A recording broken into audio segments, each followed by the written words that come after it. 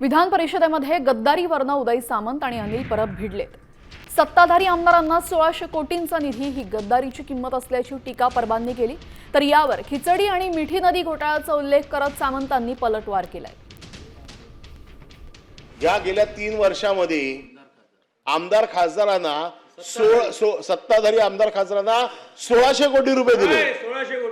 1600 कोटी रुपये म्हणजे 1600 कोटी रुपये हिम्मत की कीमत नाही, गद्दारीची किंमत आहे ही।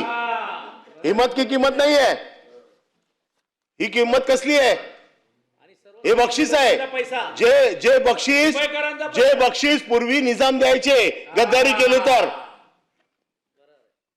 ही बक्षीस कोणाला मिळायची? जर तुम्ही राज्याशी गद्दारी केली तर राजा खुश होऊन गद्दारांना बक्षीस द्यायचा। आता हिम्मत की किंमत आणि गद्दारीवर विषय झाला। मिठी नदीमधल्या गाळामधलं पैसे खाणे ही गद्दारी आहे। करोनामध्ये खिचडीमध्ये भ्रष्टाचार करणं ही गद्दारी आहे। 400 ग्रॅमची खिचडी देतो म्हणून सांगून 250 ग्रॅमची खिचडी देणं ही गद्दारी आहे। त्याच्याबद्दल मला वैयक्तिक कोणावर टीका करायची नाही, पण माझी भूमिका अशी आहे, खिचडी खाणारे किती जेलमध्ये जाऊन आले हे तुम्हाला देखील माहिती आहे, मला देखील माहिती आहे। त्यामुळे प्रमुखांवर बोलण्याची गरज नाही। मुद्दा असा आहे की आपल्याला मुंबईकरांना न्याय मिळवून द्यायचा आहे।